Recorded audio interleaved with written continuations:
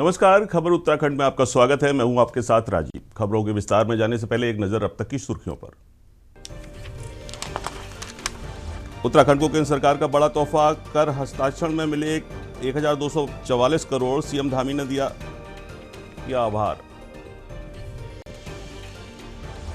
Uttarakhand CM relief fund समेत 10 विभागों की वेबसाइट पर साइबर हमला, बैकअप से चलाना पड़ा काम।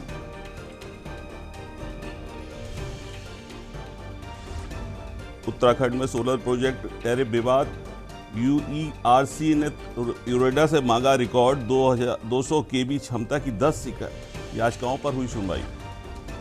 हरिद्वार में कांवड़ यात्रियों पर गिरा लोहे का गार्डर, 2 की मौत, निर्माणाधीन फ्लाईओवर के नीचे कर रहे थे आराम।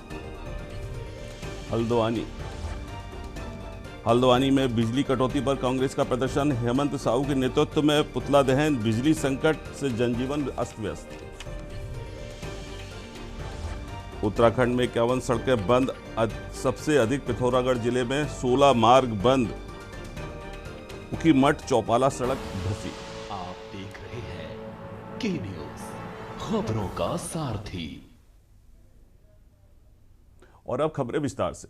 खबर देहरादून से है, जहां उत्तराखंड से लगातार हो रही मानसूनी बारिश के कारण राज्य भर में 135 सड़कें बंद हो गई हैं।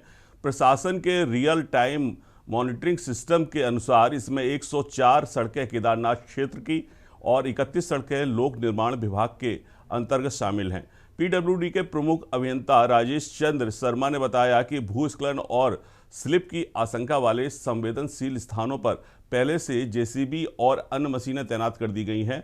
सड़क बंद होने की स्थिति में 25 से 30 मिनट के भीतर मार्ग खोलने का प्रयास किया जा रहा है, ताकि लोगों को कम से कम परेशानी हो सके।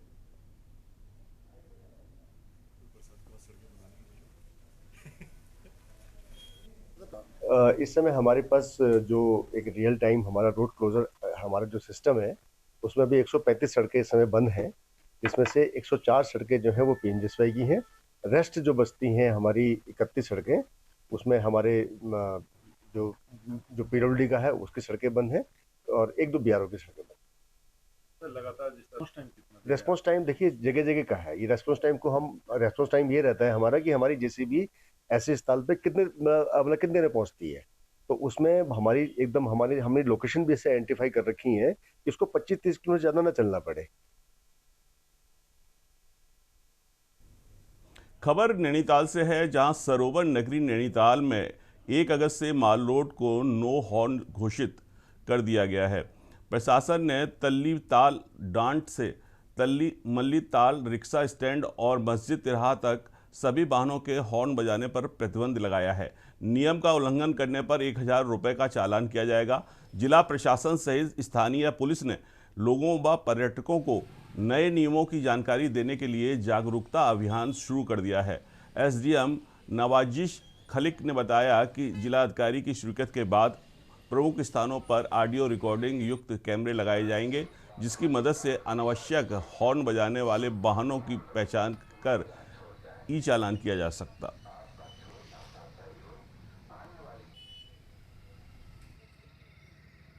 की एक ड्राइव चलाई जा रही है, जिसमें हम पब्लिक को और जो 4 व्हीलर्स प्लाई करते हैं या 2 व्हीलर्स प्लाई करते हैं उनको सेंसिटाइज कर सकें कि वो इस आदेश का अक्षरशः अनुपालन सुनिश्चित करें। स्टार्टिंग के डेज में हम लोगों का फोकस ये है कि हम आम जनमानस को इस आदेश के बारे में सेंसिटाइज करें, लेकिन सेंसिटाइज करने के पश्चात भी यदि अगर कोई वायलेशन प्रकाश में आएगा तो नियमानुसार कार्रवाई भी की जाएगी। जिलाधिकारी महोदय के द्वारा 5 स्थानों पे जो ऑडियो रिकॉर्डिंग कैमरे हैं उनकी भी स्वीकृति की गई है, उनको भी हम इंस्टॉल करेंगे, जिससे कि ऑटो मोड में यहाँ पे जो हॉर्न बजाने वाले लोग हैं वो उनकी रिकॉर्डिंग हो जाए और कंट्रोल रूम के माध्यम से हम उनका चालान कर सकें।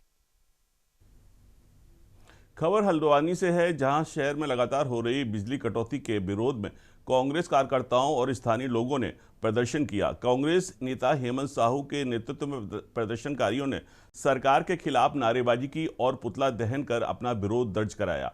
प्रदर्शनकारियों का आरोप है कि भारी बिजली बिल वसूले जाने के बावजूद भी घंटों बिजली गुल रहने से आम जीवन प्रभावित हो रहा है। उनका कहना है कि बिजली कटौती के कारण पेयजल आपूर्ति भी बाधित हो रही है, जिससे लोगों को भारी परेशानी का सामना करना पड़ रहा है। कांग्रेस ने चेतावनी दी है कि यदि जल्दी ही 24 घंटे निर्बाध बिजली आपूर्ति बहाल नहीं की गई तो आंदोलन तेज किया जाएगा।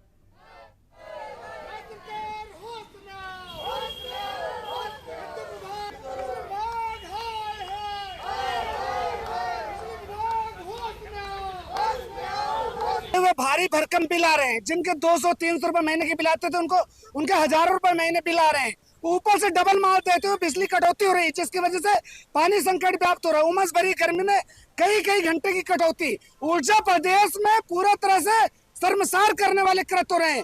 जिस बात का हम विरोध कर रहे हैं, स्मार्ट मीटर के नाम पर डकैती मीटर बनाने का काम किया गया। आए दिन विद्युत कटौती हो रही है, विद्युत कटौती से लोग परेशान है। उमस इतनी हो रही है कि लोग बिजली ना आने से परेशान है। साथ ही आए दिन बिजली के बिल लोगों के बड़े आ रहे हैं और स्मार्ट मीटर को लोग भी परेशान है। तो हम चाहते हैं सरकार शीघ्र उमस से निजात दिलाने के लिए विद्युत कटौती बंद करे और बड़े हुए बिल वापिस ले और स्मार्ट मीटर को लगाने से रोके। हल्द्वानी में गौ संरक्षण को लेकर आज सैकड़ों लोग सड़कों पर उतरे। करनी सेना प्रदेश अध्यक्ष जोगिंदर राणा के नेतृत्व में आयोजित प्रदर्शन के दौरान प्रदर्शनकारियों ने गौ माता की स्थिति पर चिंता जताते हुए उन्हें राष्ट्र पशु घोषित करने की मांग उठाई। साथ ही सरकार से गौवंश के संरक्षण और उसके बेहतर प्रबंधन के लिए प्रभावी कदम उठाने की अपील की। हल्द्वानी में गौ संरक्षकों और करनी सेना से जुड़े लोगों ने प्रदर्शन करते हुए कहा कि प्रदेश में निराश्रित गौवंश की स्थिति चिंताजनक है।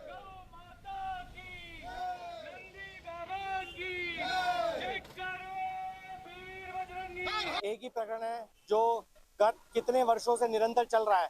बहुत ही दुखद है, विडंबना है कि क्या इतनी गौरक्षा है पूरे हल्द्वानी में, पूरे नैनीताल के अंदर इतने ही गौरक्षक हैं क्या? हमें रुद्रपुर से आना पड़ा है, रामनगर से आना पड़ा है क्या? सबसे बड़े पागल यहाँ पे जोगिंदर राणा, सूरज चौधरी, विराट आर्य, राधे, यही सब लोग हैं। ये देवों की भूमि है उत्तराखंड। यहाँ पर केदारनाथ, बद्रीनाथ, गंगोत्री, यमुनोत्री पावन तीर्थ स्थल हैं। यहाँ धर्मनगरी हरिद्वार और ऐसी धर्मनगरी और देवों की भूमि से जानने वाला देवभूमि उत्तराखंड। और इस देवभूमि में गौ हत्या, इस गौ हत्या पर विराम लगे। खबर हरिद्वार से है, जहां संसद के मानसून सत्र के दौरान लोकसभा परिसर में चंदा चोरी मुद्दे पर साधु भेष में किए गए सांसद पप्पू यादव के विरोध प्रदर्शन को लेकर हरिद्वार के संत समाज में नाराजगी है। संतों का कहना है कि राजनीतिक विरोध के लिए साधु संतों की वेशभूषा और धार्मिक प्रतीकों का इस्तेमाल सनातन परंपरा की गरिमा के खिलाफ है। संत राम विशाल दास ने इसे सनातन परंपरा को बदनाम करने वाला कृत्य बताते हुए कहा कि राजनीतिक विरोध अपनी जगह है, लेकिन धार्मिक प्रतीकों का इस तरह से उपयोग नहीं किया जाना चाहिए। यह मामला सोशल मीडिया पर वीडियो वायरल होने के बाद चर्चा में आया है।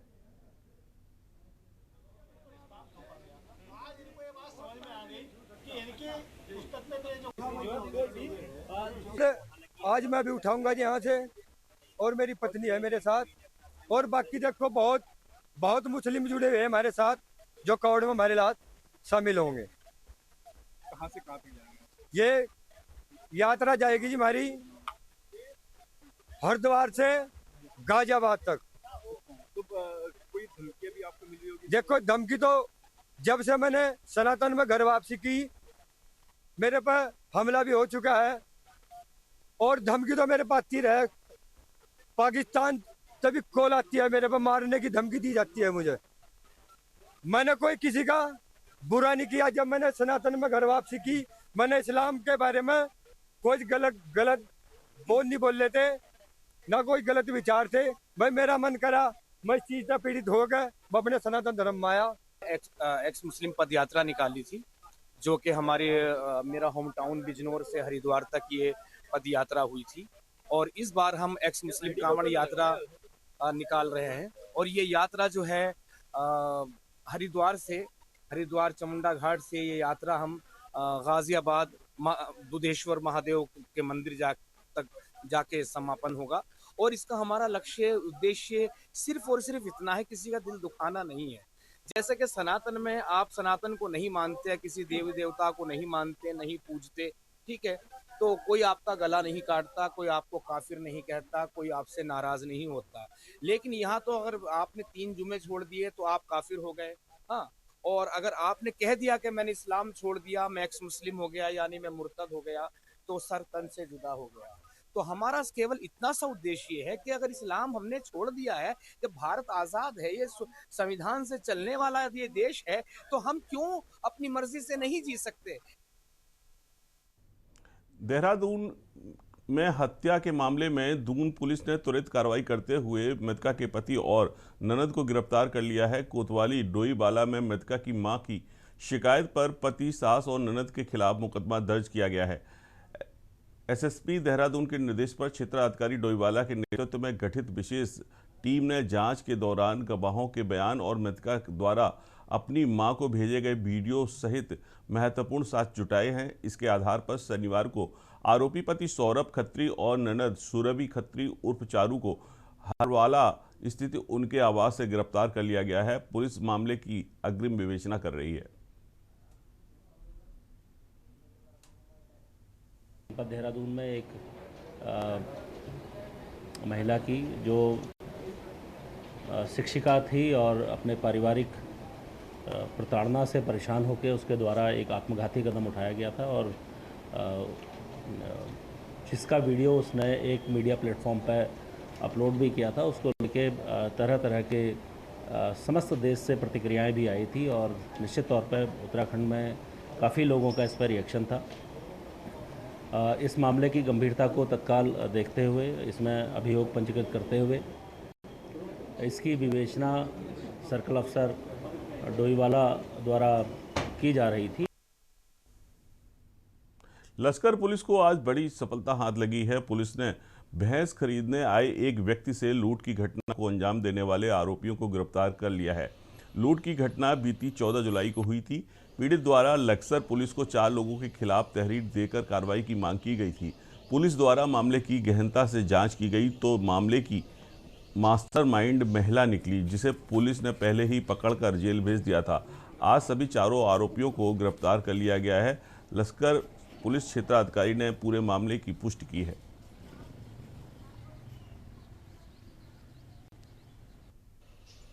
को थाना लक्सर में एक वादी ने शिकायत दर्ज कराई थी कि उनके साथ कुछ लोगों ने मारपीट, 4 लोगों ने मारपीट करके उनसे कुछ पैसे लगभग 1 लाख रुपए छीन कर ले गए हैं। इस पर थाना लक्सर में मुकदमा दर्ज हुआ, कार्रवाई की गई और दौरान तफ्तीश ज्ञात हुआ कि जिस व्यक्ति ने कंप्लेन कराई थी वो एक भैंस खरीद के बहाने किसी के द्वारा उसको बुलाया गया था। उस परिप्रेक्ष्य में पूर्व में भी एक गिरफ्तारी आप लोगों को पता है कि एक महिला की गिरफ्तारी हो चुकी थी। उनकी बाकी तफ्तीश में ज्ञात हुआ है कि जो 4 अन्य साथी थे वो तब से फरार चल रहे थे। उस संबंध में पुलिस ने उनको गिरफ्तार करके जेल भेज दिया है। खबर लक्सर से है। लक्सर के रायपुर गांव में जहरीले सांप के काटने से 3 वर्षीय मासूम बच्ची की मौत हो गई। बताया जा रहा है कि बच्ची घर से बाहर खेलने निकली थी, तभी उसे सांप ने डस लिया। परिजन उसे तुरंत लक्सर के एक निजी नर्सिंग होम में लेकर पहुंचे, जहां डॉक्टर ने हालत गंभीर होने पर हायर सेंटर रेफर कर दिया, लेकिन हायर सेंटर ले जाते समय रास्ते में ही मासूम ने दम तोड़ दिया। घटना के बाद परिवार में कोहराम मच गया, जबकि सूचना मिलते ही बड़ी संख्या में ग्रामीण पीड़ित परिवार के घर पहुंच गए।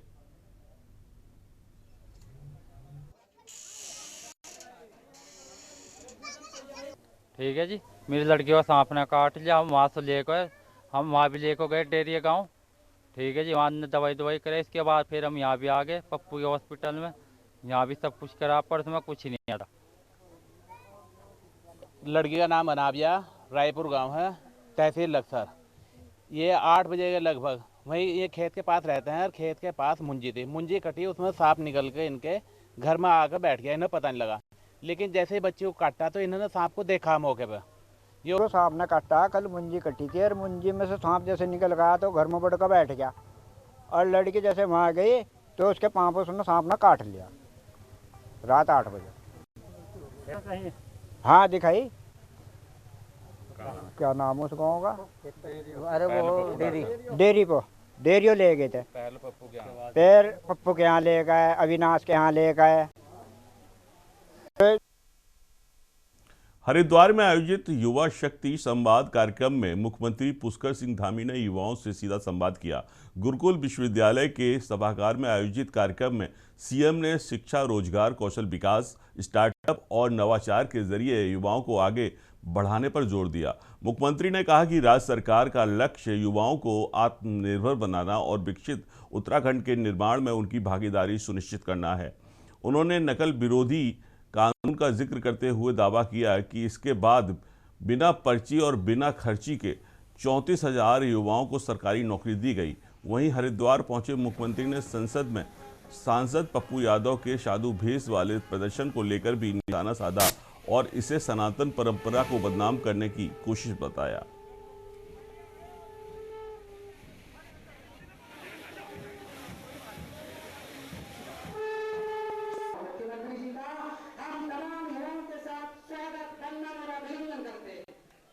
आज हमारे प्रधान बहुत और हर क्षेत्र में उन्होंने प्रधानमंत्री बनने के बाद युवाओं को लगातार आगे बढ़ाने के लिए अनेक काम। पहली बात स्किल डेवलपमेंट का विभाग बनाया और इसका प्रावधान किया गया कि सभी युवा क्षेत्रों में आगे आए, स्टार्टअप कल्चर को आगे बढ़ाया गया।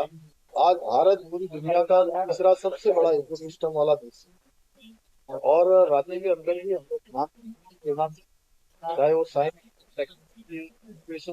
इसकी नई पॉलिसी हम लेकर आए हैं। राज्य में युवाओं को सरकारी नौकरियां बिना किसी पर्ची और बिना किसी खर्चे के, बिना किसी नकल के, बिना किसी भ्रष्टाचार के उसके लिए हम नकल का सख्त कानून लेकर आए। खबर नैनीताल से है, जहां सरोवर नगरी नैनीताल में 1 अगस्त से माल रोड पर सभी वाहनों के लिए हॉर्न बजाने पर पूरी तरह से रोक लगा दी गई है। तल्लीताल डांट से मल्लीताल रिक्शा स्टैंड और मस्जिद तिराहा तक के क्षेत्र को साइलेंट जोन घोषित किया गया है। नियम का उल्लंघन करने पर 1,000 रुपये तक का चालान किया जाएगा। जिला प्रशासन और पुलिस ने जागरूकता अभियान चलाकर पर्यटकों और स्थानीय लोगों को नियमों में की जानकारी दी। एसडीएम नवाजिश खलीस ने बताया कि जिला अधिकारी की स्वीकृति के बाद प्रमुख स्थानों पर ऑडियो रिकॉर्डिंग युक्त कैमरा लगाए गए हैं, जिनकी मदद से हॉर्न बजाने वाले वाहनों की पहचान कर कंट्रोल रूम से ई चालान जारी किया जाएगा। जिला प्रशासन ने सभी पर्यटकों और नागरिकों से नए नियम का पालन करने की अपील की है।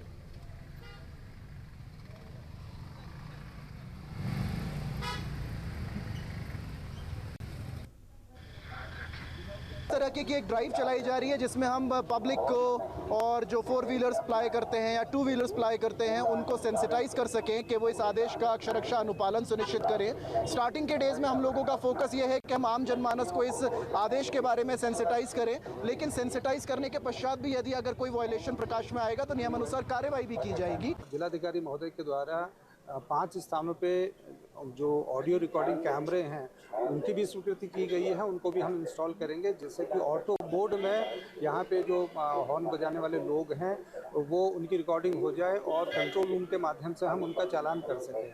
आप सभी के माध्यम से मेरा ये अनुरोध है, नैनीताल की जो क्षेत्रीय जनता है और जो पर्यटक बाहर से आ रहे हैं, कृपया इसकी जो प्रिस्टीन इकोलॉजी है, जो इसका वातावरण है नैनीताल का, इसको बनाने में एक शांत क्षेत्र बनाए रखने में मदद करें।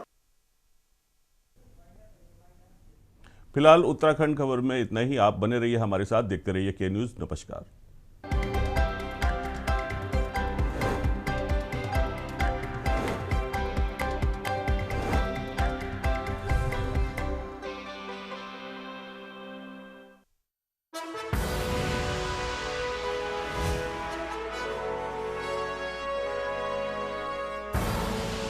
आप देख रहे हैं के न्यूज़, खबरों का सारथी।